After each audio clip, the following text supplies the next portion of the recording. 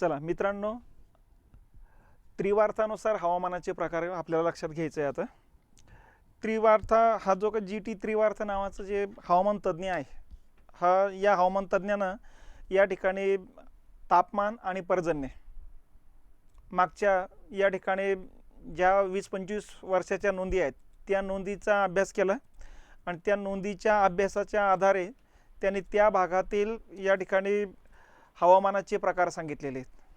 तर त्या पद्धतीनं जे काही प्रकार सांगितलेले आहेत त्या प्रकारांनाच म्हणायचं त्रिवार्थानुसार हवामानाचे प्रकार. तर त्रिवार्थ हा शास्त्रज्ञ होता, त्यांनी सांगितलेले प्रकार आहेत बघा. तर त्या आधारे या ठिकाणी या घटना लक्षात घेतल्या पाहिजे आपण. आता त्यांनी जे काही प्रकार पाडलेले आहेत, प्रकार पाडण्यासाठी त्यांनी काही सांकेतिक चिन्हाचा वापर केलेला आहे. जसं कॅपिटलमधल्या A, B, C, D. ठीक आहे. मुख्य हवामान सांगण्यासाठी त्यांनी कॅपिटल शब्दाचा वापर केलेला आहे. कॅपिटल ABCD या सांकेतिक चिन्हाचा वापर केलेला आहे. ठीक आहे. त्याचा काही लॉंग फॉर्म वगैरे काही होत नाही. जसं इथं बघितलेलं आहे AM, BSA, AWA, याचा काही लॉंग फॉर्म वगैरे काही होत नसतो. हा सांकेतिक चिन्ह असतात बघा.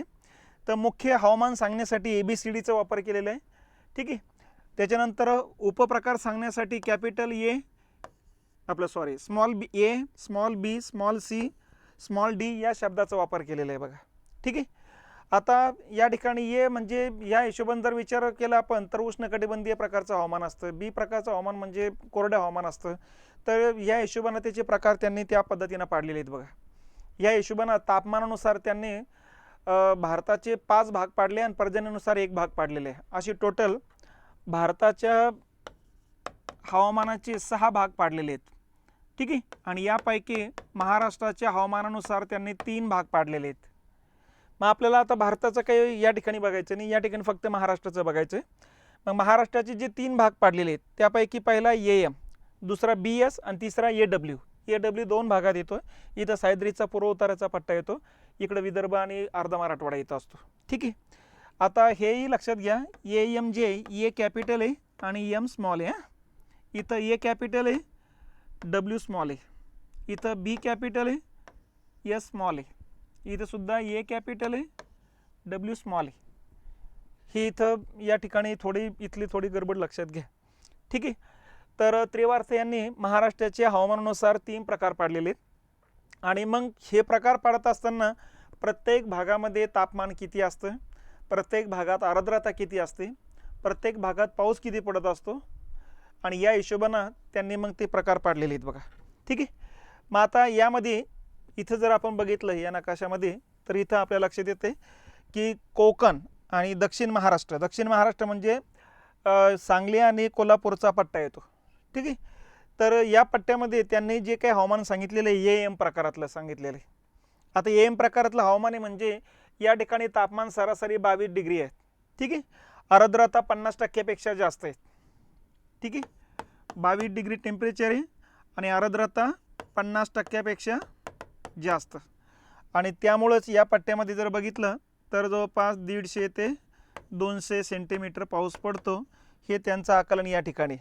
तर यांचं मिळून तयार होणाऱ्या या भागाला नाव दिलं AM. AM म्हणजे काय, तर AMचा अर्थ होतो उष्णकटिबंधीय मोसमी अरण्याचा प्रदेश.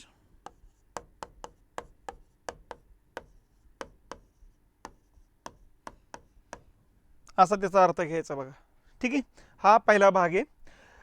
आता हा पहिला भाग जो आहे याच्यामध्ये काय काय लक्षात ठेवायचं, पहिला भाग म्हणजे AMचा या ठिकाणी अर्थ काय घेतलेला आहे तो लक्षात घ्यायचा. तिसरा मुद्दा, या ठिकाणी कोणते कोणते प्रदेश येतात ते प्रदेश लक्षात घ्यायचे. चौथा मुद्दा मग तापमान, पाचवा मुद्दा आर्द्रता आणि 6वा मुद्दा पर्जन्य. तर अशा पद्धतीनं 6 मुद्दे प्रत्येक ठिकाणी लक्षात घेत चालायचे. आता दुसरा भाग येतो BS. B कॅपिटल आहे, S स्मॉल आहे. ठीक आहे. यामध्ये खानदेश, पश्चिम महाराष्ट्र आणि अर्धा मराठवाडा, पश्चिमेकडचा मराठवाडा येतो बघा.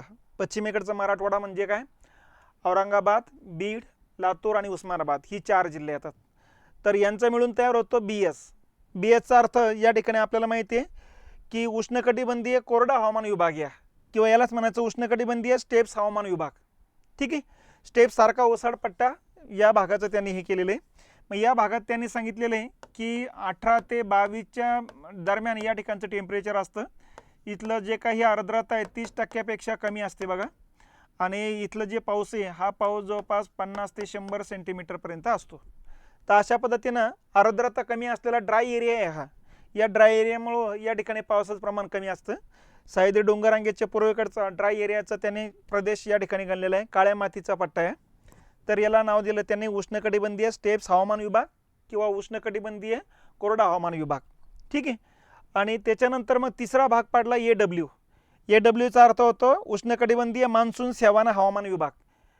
ठीक आहे, किंवा उष्णकटिबंधीय दमट कोरडा हवामान विभाग, अशी भाग त्यांनी नावं दिलेली आहेत बघा. मग AM 2 भागात आहे. इकडचा एक भाग आहे आणि हा सह्याद्रीचा पूर्व उताराचा पट्टा आहे. मावळचा जो पट्टा म्हणतो आपण तो पट्टा येतो त्यामध्ये. ठीक आहे. आता यामध्ये विदर्भ, मावळ आणि पूर्व मराठवाडा, जालना, परभणी, हिंगोली आणि लातूर ही 4 जिल्हे. 4 जिल्हे आणि विदर्भातले 11 जिल्हे, म्हणजे टोटल 15 जिल्हे आणि हा मावळचा पट्टा येतो असतो. तर या भागामध्ये या ठिकाणी जे काही हवामान आहे, मग या ठिकाणी त्यांनी टेम्परेचर सांगितलेलं आहे जवळपास 22 डिग्रीपेक्षा जास्त असतं. या ठिकाणची आर्द्रता जी आहे 50% असते आणि या ठिकाणी जो पाऊस पडतो तो म्हणजे या ठिकाणी 100 ते 150 सेंटीमीटर पाऊस पडत असतो. तर अशा पद्धतीनं या आधारे त्यांनी सांगितलेलं आहे की हा प्रदेश जो आहे तो AW प्रकारामध्ये येतो असतो. म्हणजे जगभराचा जर विचार केला तर सॅव्हाना प्रकारचा जसा काही नैसर्गिक प्रदेश असतो तशा प्रकारचा प्रदेश या ठिकाणी आहे. थोडक्यात या भागापेक्षा या भागात पाऊस जास्त आहे आणि या भागापेक्षा या भागात पाऊस जास्त आहे. या भागामध्ये तांबड्या आणि जांभ्या रंगाची माती आहे. इथं मेजॉरिटी तांबड्या रंगाची माती येत असते, इथं काळ्या रंगाची माती येत असते. तर या आधारे त्यांनी भाग पाडलेले आहेत. या भागावरती प्रश्न आहे, एक तर डायग्राम दाखवतील, तुम्हाला नकाशा दाखवतील, हा पट्टा किंवा तो पट्टा दाखवतील आणि या पट्ट्याला AM म्हणायचं, BS म्हणायचं की AW म्हणायचं असंही प्रश्न विचारला जाईल. किंवा मग BS म्हणजे काय किंवा AW म्हणजे काय, याला आपलं काय नाव आहे ते लक्षात घ्यावं लागेल. किंवा मग मोसमी अरण्यच हवामान विभागाला काय म्हणतात, AM BS या पद्धतीने लक्षात घ्यावं लागेल. किंवा प्रदेश विचारतात की कोणत्या भागामध्ये कोणत्या प्रकारचा प्रदेश आहे. तर छोटेखानी मुद्दा आहे हा त्रिवार्थ्य नावाचे शास्त्रज्ञांनी पाडलेले प्रकार. ठीक आहे.